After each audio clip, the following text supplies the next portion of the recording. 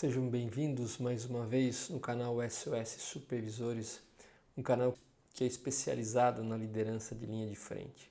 Funções como supervisor, coordenador, líderes, monitores de produção, chefes de produção, pessoas que lidam diretamente com o chão de fábrica e com as equipes para visar melhores resultados.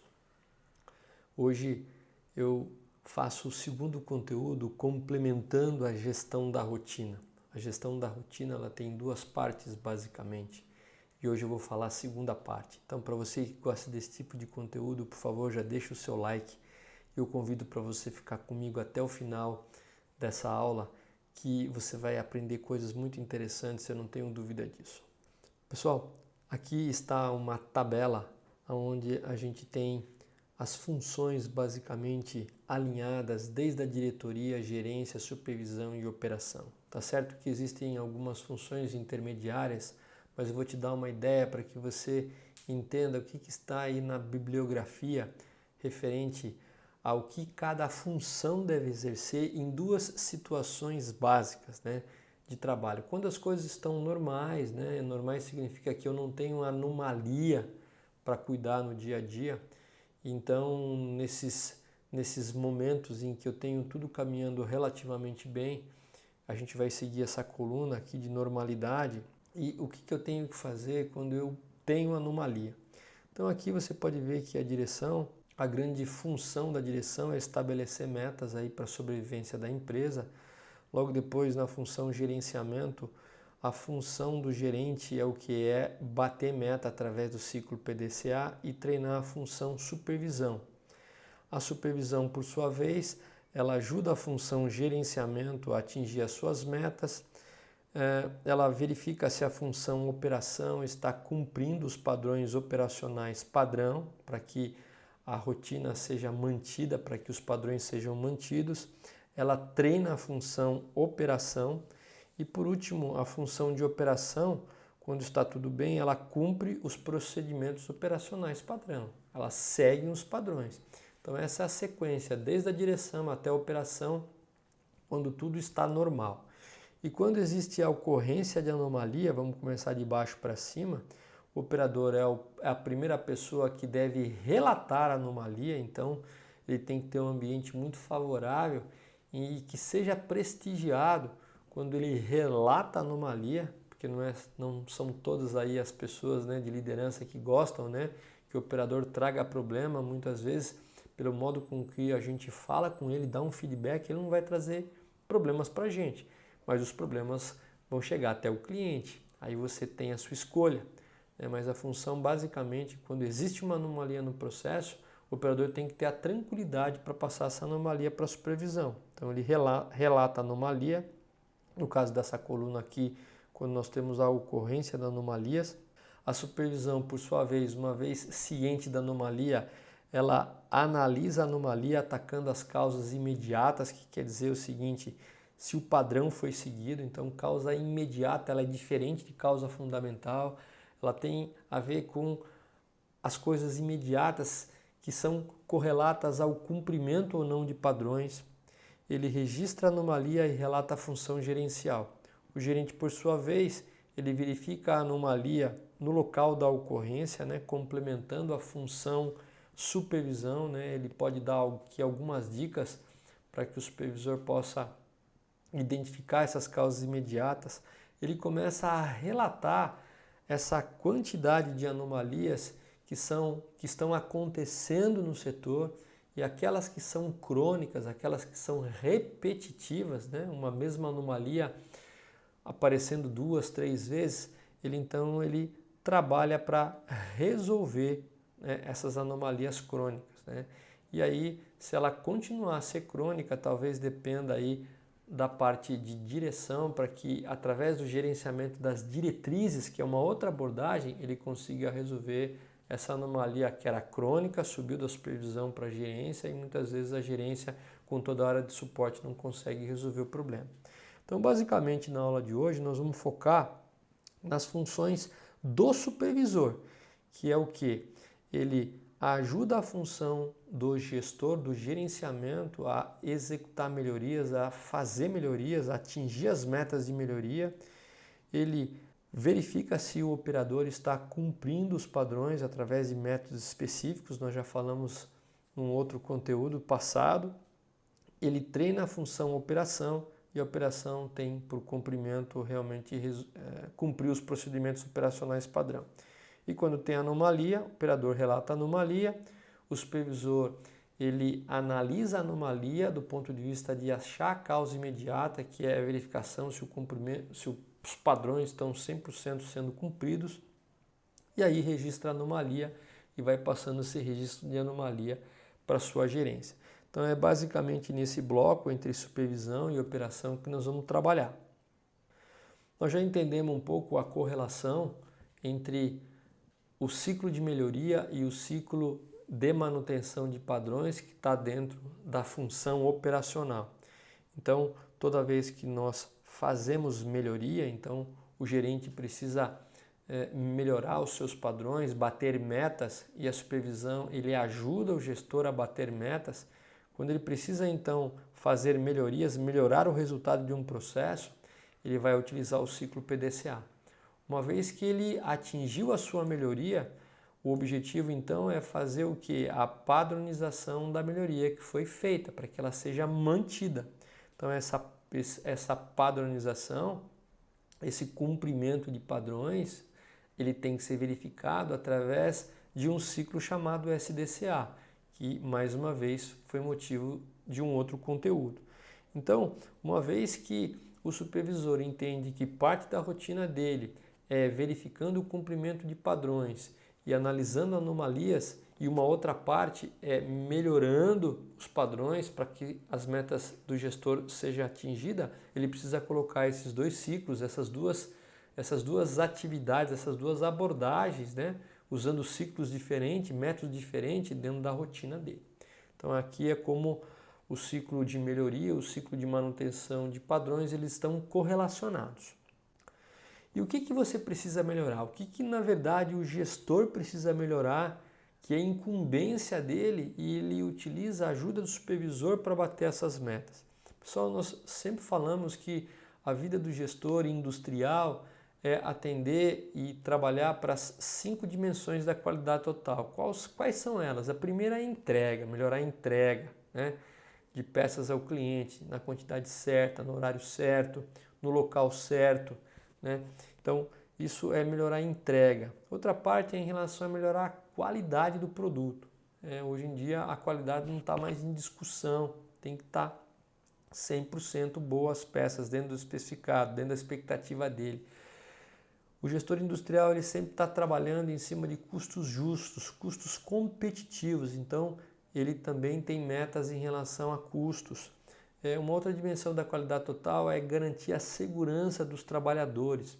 E por último, a moral, né, a motivação das pessoas. Ele tem que cuidar o quanto as pessoas estão felizes no seu ambiente de trabalho. Então um gestor industrial, eu digo o gerente, o supervisor, o coordenador, um líder, um monitor, são pessoas que precisam sempre estar olhando para essas 5 dimensões da qualidade total. E eu sempre falo que o objetivo sempre é escolher 3 dessas para que sejam priorizadas, né? Mais que 3 vai ficar muito trabalhoso de você bater a meta, porque você acaba perdendo o foco. Então eu sempre sugiro que você escolha aí das 5, 3 dimensões para que você trabalhe e estabeleça aí planos de melhoria juntamente com o seu gestor. Como melhorar então os resultados, pessoal? Então, a gestão da rotina de hoje é em relação a melhorar os resultados, porque em relação à parte de manutenção nós fizemos em conteúdo anterior. Como nós podemos melhorar o resultado? Pessoal, em cima daquelas 3 prioridades, sobre as 3 dimensões da qualidade total, das 5 você escolheu 3, você sempre em relação a qualquer uma daquelas 5 dimensões, você vai estar num determinado ponto, numa determinada situação atual. E você deseja chegar num outro ponto, num outro destino, numa situação desejada, ou de entrega, ou de qualidade, ou de redução de custo, seja ela a dimensão da qualidade que for. Então, para que você possa chegar de um ponto atual para um ponto desejado, para que você possa chegar no seu destino, você vai utilizar um caminho. Esse caminho nós chamamos de método.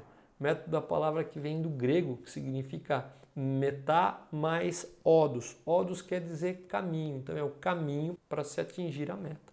Então, o caminho que você vai sair de um ponto A para ir para um ponto B é o método.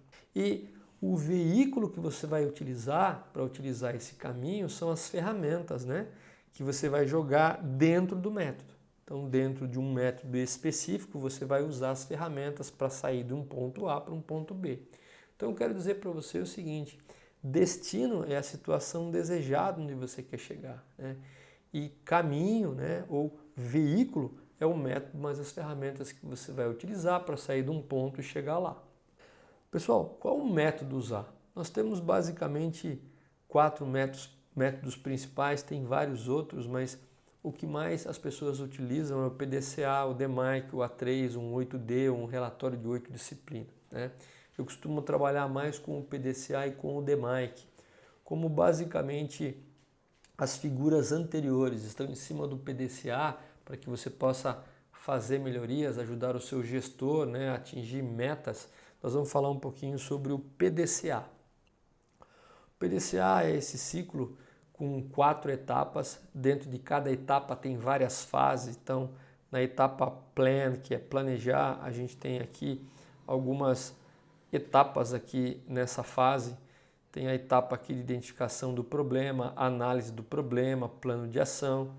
Nessa outra fase do DMAIC aqui, que é o Do, né, que é executar, nós temos aqui a parte de execução.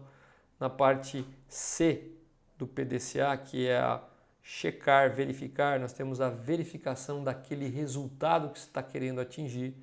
E se o resultado for bom, aquelas ações elas são padronizadas.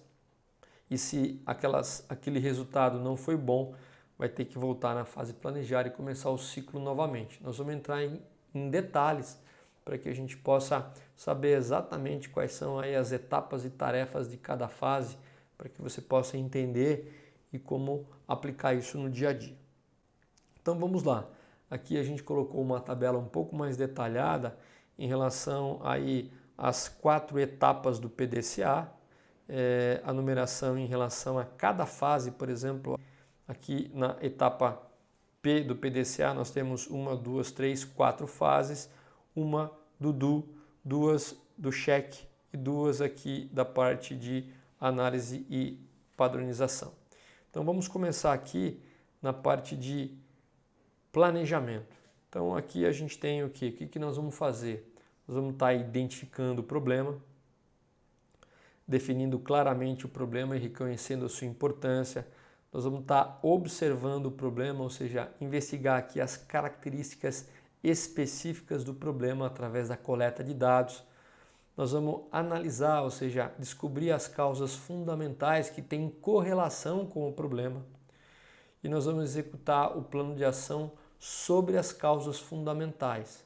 Então nós vamos estudar essa parte agora na fase de planejamento. Identificação do problema. Vamos entender um pouquinho mais. Então, a parte de identificação do problema, dentro da fase planejar, tem aqui 5 tarefas, né?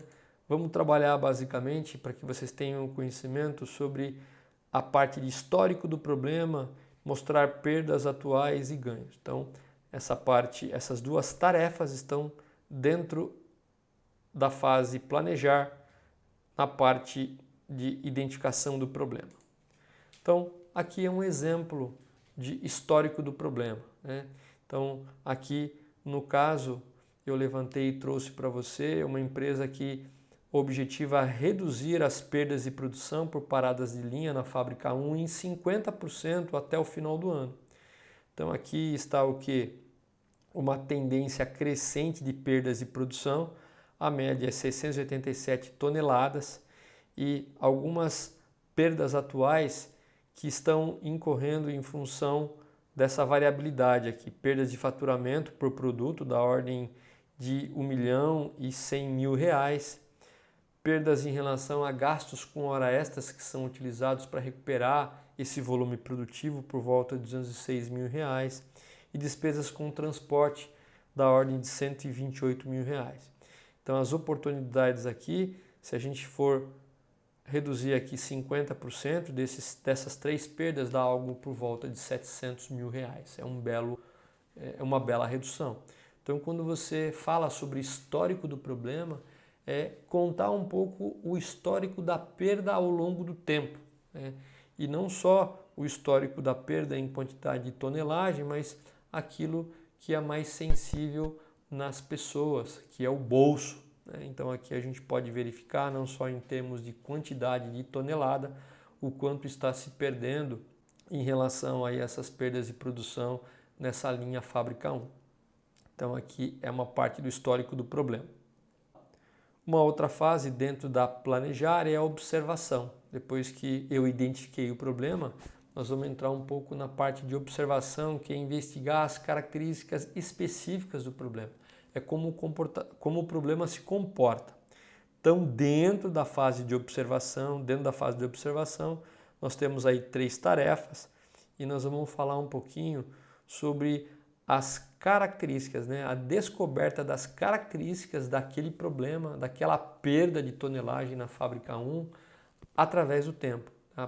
Para tentar entender um pouco como que é a variabilidade dessa perda num determinado período de tempo. Então, aqui, por exemplo, quando nós queremos entender um pouco da característica do problema dentro da fase de observação, na fase planejar, uma boa técnica é utilizar a estratificação de problemas. O que é estratificação de problemas? É transformar um problema que é muito grande em problemas menores, né? A gente brinca que é pegar um leão muito bravo, que representa um problema realmente muito grande, e transformar esse leão num monte de gatinho. A partir do momento que eu consigo transformar em pequenos problemas, em pequenos gatinhos, eu posso pegar ainda o gatinho mais bravo e tentar cuidar para que aquele problema esteja mais sob o meu controle. O que é estratificar, né? Vamos dar um exemplo aqui de um problema que eu estou tentando resolver numa lavanderia sobre roupas danificadas, né? Então eu posso tentar entender a variabilidade daquelas roupas danificadas, né? Onde a gente mais tem roupa danificada, quebrando esse tipo de defeito em várias categorias. Posso tentar entender por tipo de dano, por tipo de roupa, por tipo de operador, marca de sabão e assim por diante. Será que a roupa danifica mais? Tem algum tipo de roupa que sobressai mais em relação às demais? Será que tem algum operador da lavanderia que, por N situações, acaba danificando mais a roupa do que um outro? Será que se eu modificar a marca do sabão, eu tenho mais ou menos dano em relação às roupas? Será que tem algum tipo de máquina de lavar que danifica mais a roupa do que a outra? Então, quando eu utilizo o princípio de estratificação, eu consigo entender em estratos menores o que está mais contribuindo para aquele problema maior. E aí eu posso pegar esse extrato menor e tratar mais especificamente. Isso me ajuda a entender as características do problema. Uma outra parte em relação à característica do problema é essa árvore de estratificação. Através aí de análise de Paretos, eu posso estar quebrando e tentar identificar, por exemplo, quais são os projetos e os estratos principais para que eu possa trabalhar. Por exemplo, em relação a perdas de produção por paradas de linha na Fábrica 1, em 2011, por exemplo, perdia-se 8.245 toneladas. 80% dessa perda foi devido a faltar material, né? Que é uma parte desse material é comprado, uma parte é fabricado. 7% perdeu-se produção em relação à manutenção, 12% em relação à má qualidade do produto e 1% em relação à energia. Como essa parte de falta de material é uma parcela grande em relação às 8 toneladas, parte disso pode ser endereçado aí a projeto para a área de compras. Como o nosso foco é mais na área produtiva, dentro do que sobrou e não tem a ver com a área administrativa de compras, a gente pode ver que 12% é a má qualidade do produto, né? E dentro da má qualidade do produto, 95% a má qualidade é advinda de problemas relativos à viscosidade elevada. 5 são outros problemas. Então eu posso tentar entender por que acontece a viscosidade elevada.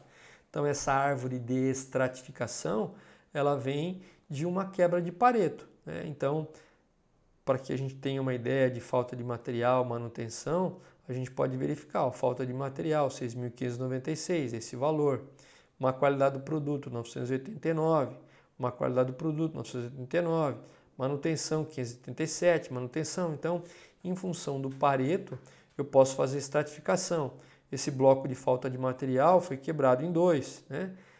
Dividindo-se em material que faltou por problema de compra ou por problema de fabricação. Esse segundo bloco de má qualidade, a grande maioria aqui é em relação à viscosidade, ou seja, o Pareto ele fornece informações para que a gente consiga fazer a árvore de estratificação. Aí você escolhe a maneira que você quer enxergar melhor o seu extrato. Então, são ferramentas utilizadas para a gente entender aí características do problema.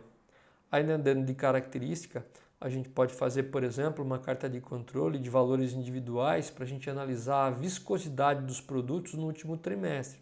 Então a gente pode colocar esses valores em gráficos de time series ou gráficos de dados seriados ao longo do tempo, ou se você conhece e utiliza a carta de controle para que você possa entender se a variabilidade é de causa comum ou causa especial.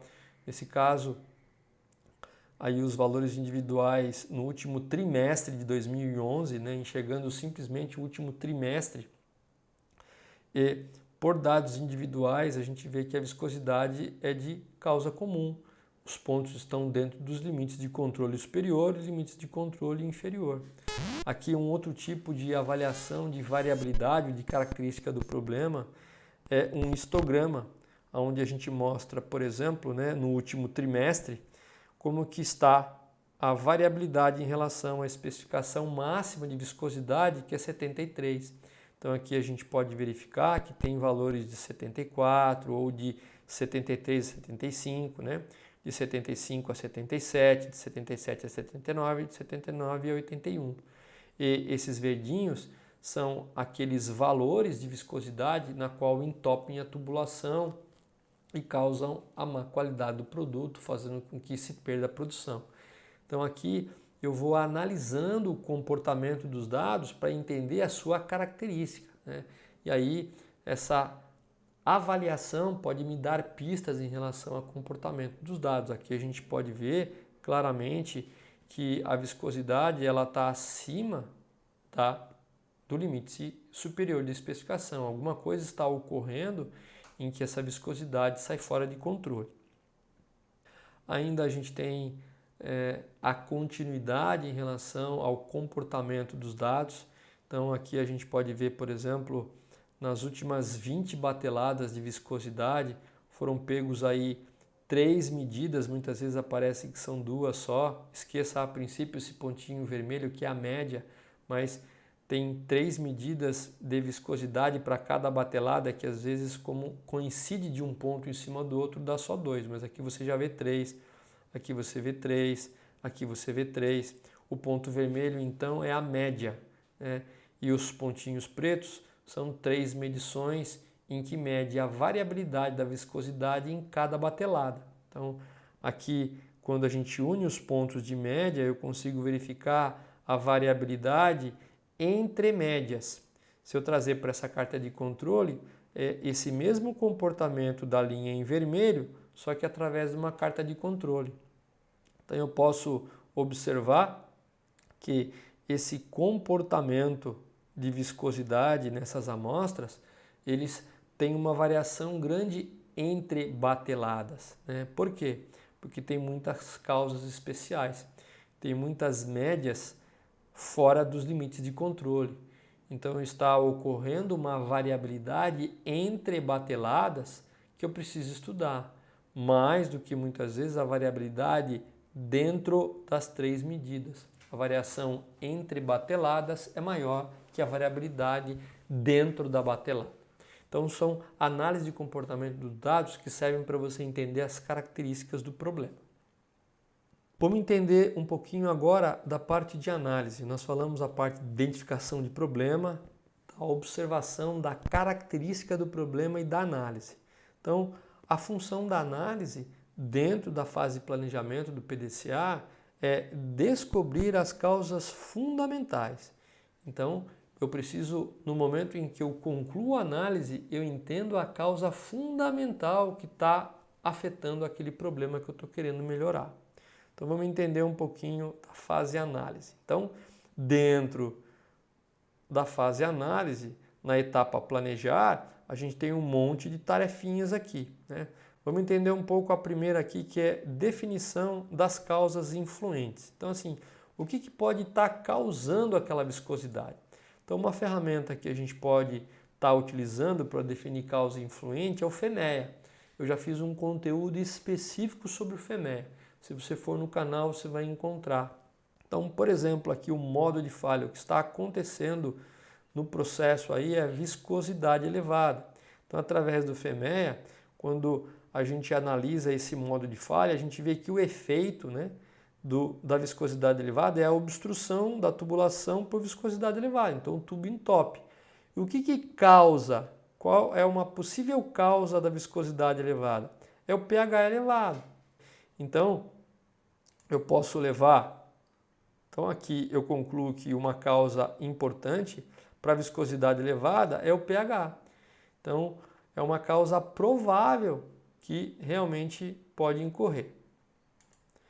Ainda na análise do problema, dentro da segunda tarefa, na fase de análise, dentro da etapa planejar, escolha da causa mais provável. Então eu vou utilizar um diagrama de Ishikawa para tentar entender o que está impactando na viscosidade elevada que eu estou querendo estudar, aquele extrato que a gente definiu lá na fase de definição do problema. Então, agora, pela ferramenta do FEMEA, eu sei que a causa provável, a causa mais provável é pH elevado. Então, dentro do meu Ishikawa, quando eu for começar a montar aqueles fatores que podem ter correlação com o meu problema, eu vou destacar aí algumas delas que eu acho que são mais prováveis. Você vai começar inicialmente a colocar causas que são prováveis. Depois você vai, através de uma análise de PFMEA, por exemplo, né, e descobrir quais são as causas mais prováveis. É em cima das causas mais prováveis que você vai fazer alguns testes de hipótese, que é a próxima etapa, para concluir se aquilo realmente causa o problema de viscosidade elevada ou não. Então aqui a gente colocou a causa mais provável, que é pH elevado. Então, na terceira tarefa, dentro da fase de analisar, é verificação da hipótese. Eu quero provar que aquela hipótese pH elevado pode ter influência na viscosidade. A princípio, é só uma hipótese. Eu vou ter que testar isso, tenho que fazer alguns experimentos para que essa hipótese seja de fato provada. Então, como que eu posso fazer isso, né? Eu levantei que o índice de pH, né, aqui no eixo X, ele pode ter uma correlação com a viscosidade. Eu vou lá e faço um experimento. Eu começo a variar o índice de pH e vou medindo o quanto aquilo pode influenciar, pode impactar na viscosidade. E aí eu posso fazer um diagrama de correlação, né? Então, se acontecer coisas desse tipo, né, essa linha de ajuste aos dados horizontal significa que eu não tenho uma correlação, né? Aqui eu tenho uma correlação que é mais moderada, né? Quanto mais esses pontos ficarem próximos a essa linha de ajuste, mais forte é a correlação. Então você pode ver que esse gráfico de baixo, a reta está mais ajustada a seus pontos. A diferença do centro da bolinha para a reta ajustada, ela tem um erro pequeno. Em cima ela tem um erro um pouquinho maior. Eu não diria que é fraca, mas é moderada. Você pode ter então uma correlação positiva, uma correlação negativa, que é essa outra reta inclinada oposta a essa de cima do lado direito, e quando existe uma ausência de correlação. Então, por exemplo, se eu provar que aumentando o índice de pH a viscosidade cai, talvez eu possa modelar um valor específico de índice de pH para conseguir a viscosidade que eu desejo. Então, são tipos de teste que você pode fazer para poder provar aquela hipótese se é verdadeira ou não. Esse é um exemplo, tem vários outros. Acho que fica mais didático esse tipo de análise de correlação. Se a causa, então, está comprovada, a sugestão é que você pegue um lote piloto, né, ainda sobre um ambiente controlado, e aí um lote piloto com um volume maior de produção, você possa comprovar realmente aplicando aquela ação sobre a causa raiz, que era uma hipótese, agora ela está a princípio comprovada. Você vai construir um lote, né, executar na próxima fase para poder dar sequência aí na verificação aí no ambiente produtivo de um pouco mais de peças. E se realmente não conseguimos fazer aí a comprovação de causa, então a gente volta para a fase de analisar e tentar, através do Ishikawa, pegar novos fatores que podem ter realmente efeito sobre o problema. Na parte, então, ainda da última fase, que é o plano de ação, uma vez que nós descobrimos as causas fundamentais, que a hipótese foi comprovada, o objetivo, então, é conceber um plano para bloquear as causas fundamentais. Então, se o pH era realmente o causador da viscosidade, o que eu vou fazer para que eu controle melhor aquele índice de pH que não causa uma viscosidade elevada? Então, eu coloco tudo isso num plano de ação. Então, aqui são o detalhamento das tarefas dentro do plano de ação, onde a gente tem aqui muitas vezes, em alguns casos, elaborar uma estratégia, priorizar as ações mais eficazes, né? Eu posso estar utilizando aí uma matriz de esforço e impacto para verificar qual aquelas ações que têm o maior impacto e com o menor esforço, porque essas dão muito resultado com baixo custo, e aí eu coloco essas ações dentro de um plano de ação tipo 5Ws e 2Hs. Aqui eu tenho alguns exemplos, né, do plano de ação 5Ws e 2Hs.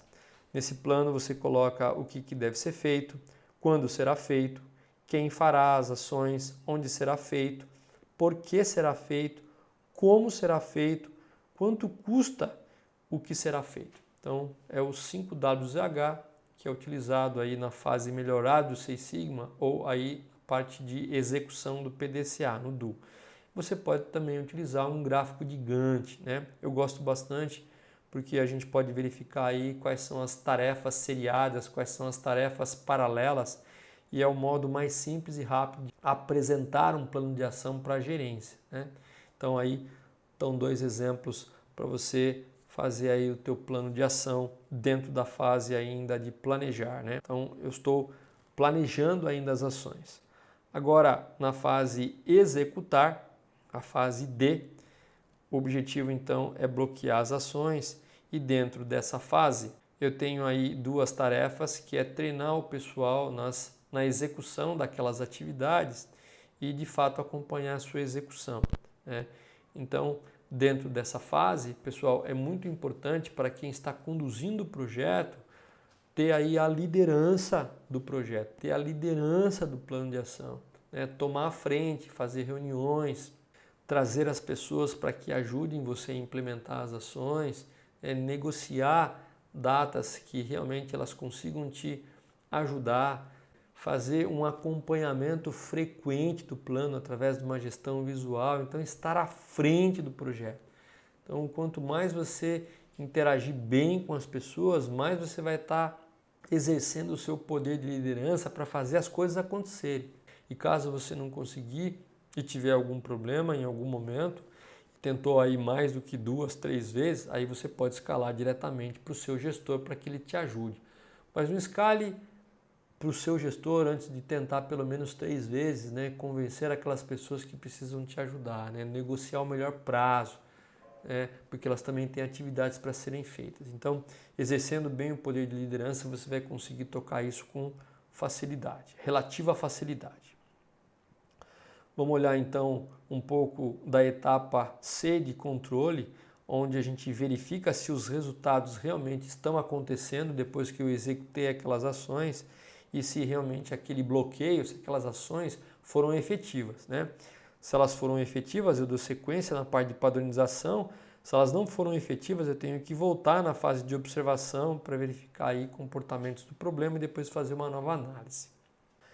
Então, dentro da fase de verificação, a gente tem a comparação de resultados antes e depois, se realmente aquele comportamento melhorou. Algum efeito colateral, quando eu executei aquela melhoria, ocorreu algum outro problema no produto que eu não estava prevendo, teve algum efeito colateral, eu resolvi um problema, mas causei outro, então é importante ficar atento em relação a esses efeitos colaterais, a verificação da continuidade ou não do problema, né? Se realmente aquilo melhorou depois que eu tomei algumas ações e se permaneceu estável, ou seja, se aquele bloqueio foi efetivo, se eu realmente matei o problema. Então aqui são 4 etapas importantes da fase de verificação. Vamos olhar um pouco aí a parte ainda na fase de verificação, a comparação de resultados. Pessoal, para que realmente uma melhoria seja considerada aí uma melhoria e não simplesmente uma mudança, né, ela tem que ter realmente resultados positivos e relevantes. Então aqui eu tinha um comportamento dos dados antes, eu fiz uma mudança, né? Eu executei um plano e agora eu tenho um outro comportamento, então a gente pode verificar que a mudança foi positiva e relevante, né? Ela tem um impacto sustentável, ela se repete ao longo do tempo, não fica aquele vai e volta, né? E no indicador relevante da organização, numa meta relevante que o teu gestor está querendo bater e você como supervisor está ajudando ele. Então, essa é a comparação de resultado que você deseja. Então, aqui é a mesma visualização de comparação de dados através aí do gráfico que a gente chama aí de time series ou série temporal. Então, a gente pode ver que apenas o gráfico 4, ele mostra realmente que houve uma melhoria, né? Então, você tem aí uma queda relevante nesse tipo de indicador. No caso aqui, esse indicador é quanto menor, melhor, por exemplo, o índice de scrap, né? E ele consegue se manter estável. Todos os outros, eles não mostram melhoria, né? A gente tem comportamentos aí ou de situação muito similar, a gente não vai entrar em detalhes, mas aqui estão 4 tipos de gráfico, onde você pode analisar aí variações de dados depois da melhoria, que é essa linha aqui na vertical, onde só o gráfico número 4 ele mostra que realmente houve impacto, houve uma mudança realmente no processo caracterizado como melhoria, que atende aí aqueles 3 requisitos do slide anterior. Agora na parte de análise, né, na fase da etapa A do PDCA, entra a parte de padronização e conclusão. Vamos ver um pouquinho a parte de padronização, quais são as tarefas dentro dessa fase de padronização, que é a penúltima fase do PDCA. Então aqui basicamente entra o que? A elaboração dos procedimentos operacionais padrão, ou dispositivos à prova de erro, né? Ou POCAIOC. Então aqui então são aqueles POPs, aqueles procedimentos operacionais padrão, na qual você traz clareza à parte operacional do que fazer, onde fazer, quem vai fazer, itens de verificação, como vai fazer, itens de controle, verificação e ação. Tá? Então, esse é um exemplo de procedimento operacional padrão. E também tem os planos de controle, onde mostra o que você deve controlar, quais são as características de produto e processo que você deve controlar, qual que é a tolerância, qual que é o tamanho da amostra que você vai pegar, qual é a frequência que você vai pegar, instrumento de medição, o plano de controle ou algumas pessoas também chamam de plano técnico de processo. Então são os 2 tipos de padrões mais utilizados na produção, né? O plano de controle e o POP. Então são coisas fundamentais que devem ser feitas nessa fase de padronização. Ainda na parte da etapa de padronização, temos a parte de comunicação, educação e treinamento, ou seja, nós educarmos as pessoas, treinarmos as pessoas sobre a referência do padrão. Então eu tenho um padrão e sobre aquele padrão eu ensino e coloco as minhas expectativas, né? E é importante também colocar consequências.